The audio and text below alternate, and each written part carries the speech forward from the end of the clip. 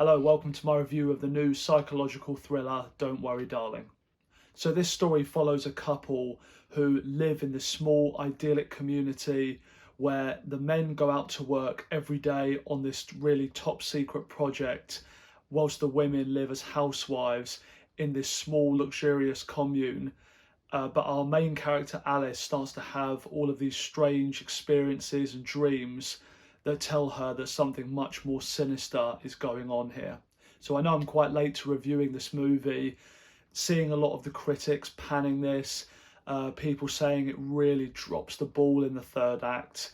It kind of put me off. A lot of those initial trailers I think actually looked incredible. I was really excited to see this. But seeing all that negativity when it came out kind of put me off, especially we've had quite a lot of good movies come out in the last month. But I still had some curiosity to see this one, and I wanted to go and see it before it finished its run in cinemas. And I have to say, I'm actually so surprised, having seen this now, by all of the negative reviews that Don't Worry Darling has got. Critics are giving it a 2 or a 3 out of 10 is unbelievable to me. I mean, fair enough if you don't like the direction that this story goes. The twist probably won't work for everyone. What they're trying to say, the way it's executed, it definitely won't be for everyone. But to say it's actually not a good film or poorly executed, I do think it's an unfair criticism. If this initial trailer looked interesting to you and you're intrigued by the plot for Don't Worry Darling, I would absolutely say go out and see this and make your mind up, because I was actually really impressed by this movie. So this is Olivia Wilde's second full-length movie that she's directed, and I have to say she does a really impressive job here in front of and behind the camera. Really incredible set design here. So much attention to detail has gone into every single scene throughout this movie. You know, it's a period piece, it's set in the 1950s, and the costumes, the way everybody looks, the style, the cars they have, just the whole feel of this place is really quite incredible. There's a lot of standout sequences, one particular one that takes place in a dance hall, and it is visually stunning. So many moments where I just loved being there with these characters, getting to experience this environment. It feels like it's somewhere you would actually want to go to yourself. I really love the way they build intrigue as well here. It's a very slow burn story, but the way this place turns from this perfect situation and the cracks slowly open up and turn into this complete nightmare was really effectively done. I love that it's showing it all from purely through Alice's perspective. So much of it is very, very trippy to watch, and it's kind of claustrophobic because it feels like she's completely in the dark about what is really going on in this place, and you can't really make sense of why. You know, everything in this place is secretive. Where the men work on this project every day, they don't reveal anything about this. They don't even really explain how they got out to this commune or why they're there, why they're doing anything that they do. So when Alice starts to have these visions and starts asking these sorts of questions, it turns into a really horrific reality, and it was very anxiety inducing to follow her along on this story, and it really gets your mind turning, wondering about what is actually going to be the explanation for what's going on here. One thing you've got to talk about when reviewing this movie is Florence Pugh. I definitely think there is an argument for her being either the best or one of the best actresses working today. I think because she portrays distressing situations and emotions throughout this so convincingly, it makes the whole experience of this movie way more unnerving.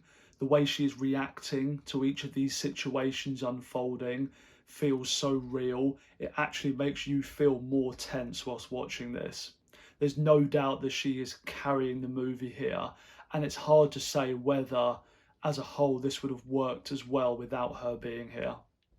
You've also got Chris Pine here as well.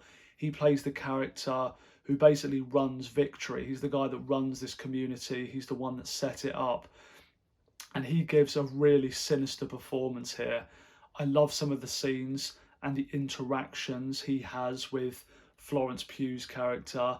There are a lot of really interesting dialogue between them where they're kind of intrigued by each other, but because he knows what this place is and what's going on here, it leads to a lot of really interesting confrontations, and I could have really done with him having been in a lot more of this film, I think. I do think the criticism here of Harry Styles is a little bit harsh, to be honest. I think the problem is when you're front and centre alongside an actress of the calibre of Florence Pugh, you can't help but notice a little bit of that difference in quality. I think for the most part he does what the role requires of him. I just think at some moments it feels like he doesn't quite have the emotional depth on show that he brings to this in anywhere near the same level that Florence Pugh does. Although saying that, I do think once you've seen all of this film's reveals and all of the twists, I do think it helps to understand more of why this character is portrayed the way he is. And it's more to do with the way this character is written. It kind of makes more sense afterwards rather than it being any limiting factors with his acting abilities, I think. I will say though, him and Florence Pugh do have a really nice on-screen chemistry together. You can tell there's a real physical attraction between the two of them, and this kind of passion they have for each other really helps us as the audience to buy into the fact that a lot of what's going on around this community they don't really question. They're kind of just invested in their love for each other and aren't always aware of what's going on around them. But I think the way their relationship is portrayed on screen together, I do think it helps you to buy into that side of the story. And then we get to the final act, which is really where you get this division of audiences. And I really think how much you enjoy Don't Worry Darling is going to come down to how much you can get on board with the plot reveals for what's actually going on here at Victory and the twists that come with that. I have to say I was actually really surprised by them, and it is really quite a shocking twist as well, I found. I think the way they executed it as well, there was definitely some moments, even once you know what's going on, there was a few character moments that really surprised me.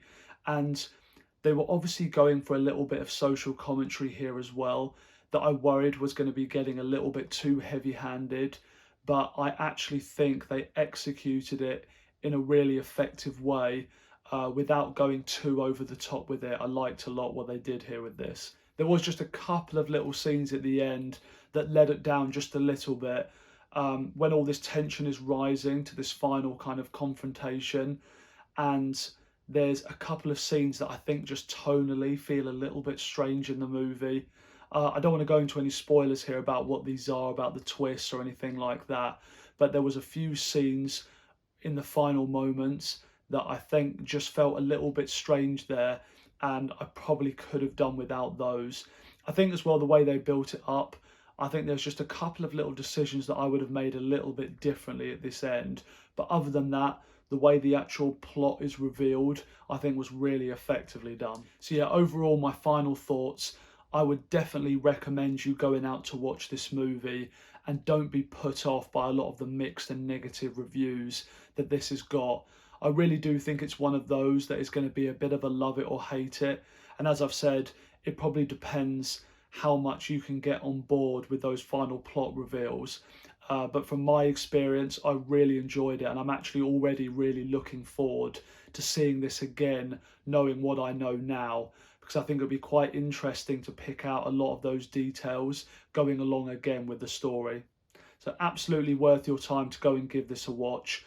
I'm going to give this a 4 out of 5 rating. So that's it from me on this video. I hope you've enjoyed my review of Don't Worry Darling. Please let me know in the comments as well whether you've enjoyed this, and I really do encourage you to go and see this movie if you haven't yet, because I'm going to be really interested to know different people's thoughts on this one. Please like and subscribe if you've enjoyed this video, and I'll see you next time.